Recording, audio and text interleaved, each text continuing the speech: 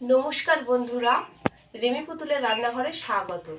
আজকে আমি বানাবো ডিমের একটি অনবদ্য রেসিপি।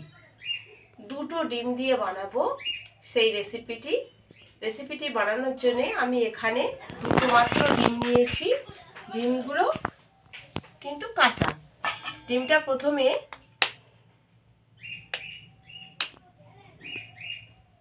একটা পাত্রে এরকম ফাটিয়ে নিচ্ছি।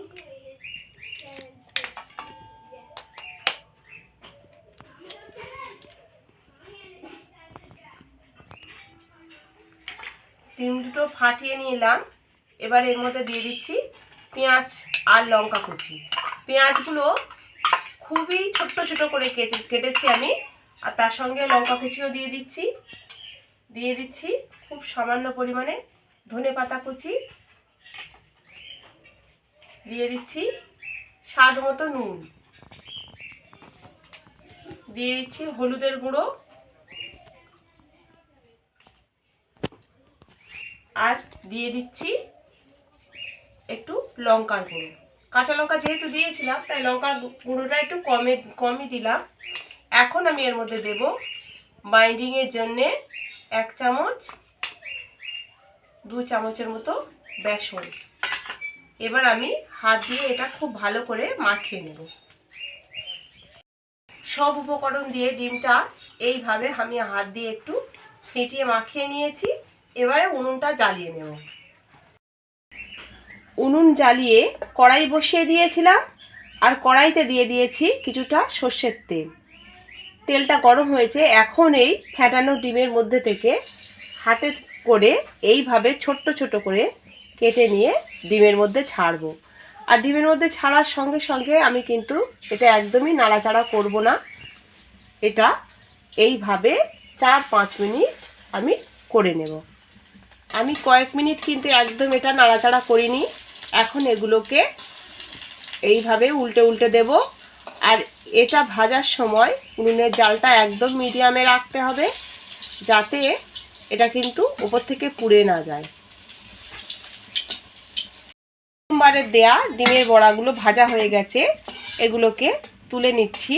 আর এই একই রকমভাবে সব বড়াগুলো ভেজে নেব। ডিমগুলো ভেজে নেওয়ার পরে কড়াইতে আবারও কিছুটা সর্ষের তেল দিয়েছি।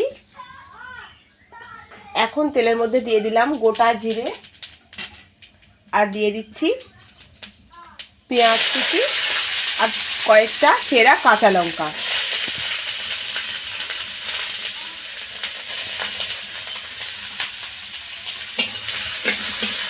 পেঁয়াজটা খুব ভালো করে একটু ভেজে নেব। পেঁয়াজটা ভেজে নিয়েছি। এখন এর মধ্যে দিয়ে দিচ্ছি আদা রসুন বাটা।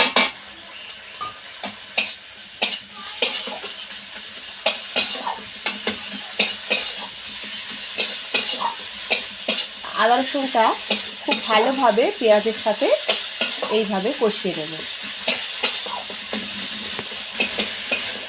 এবারে আমি এখানে 4 থেকে 5টা আলু এইভাবে আলু ভাজার মতো করে কেটে রেখেছিলাম। এখন এই আলু, পেঁয়াজ, আদা রসুন এর মধ্যে দিয়ে দিচ্ছি। আলুটা একটু এইভাবে নাড়াচাড়া করে নিলাম।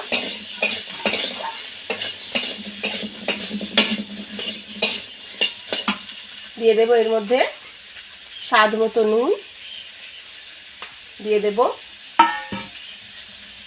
হলুদের গুঁড়ো,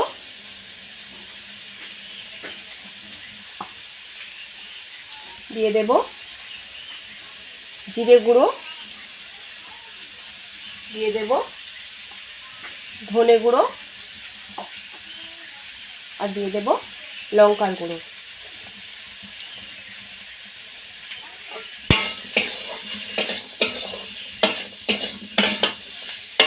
সব উপকরণ দিয়ে একটু খুব ভালো করে কষিয়ে নেব আলুগুলো। সব উপকরণ দিয়ে আলুগুলো কষিয়ে নেওয়ার পরে এখন এর মধ্যে দিয়ে দিচ্ছি জল।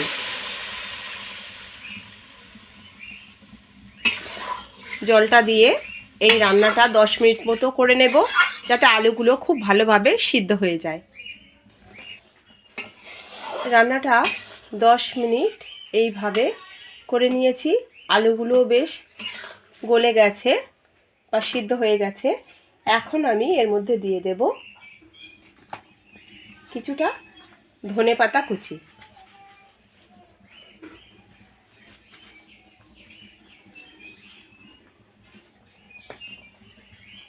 দিয়ে দেব ভেজে রাখা ডিমের বড়াগুলো।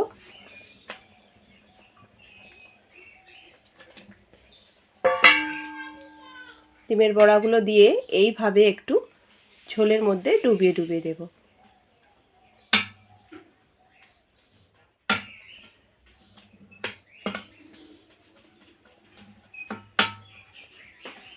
উপর থেকে কিছুটা গরম মশলা দেব ছড়িয়ে।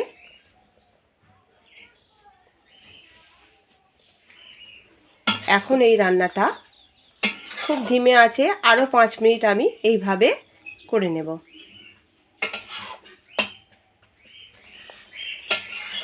ডিমের বড়াগুলো দিয়ে আমি রান্নাটা আরও 5 মিনিট করে নিয়েছি। এখন আমি রান্নাটা হয়ে গেছে, তুলে নেব এইভাবে।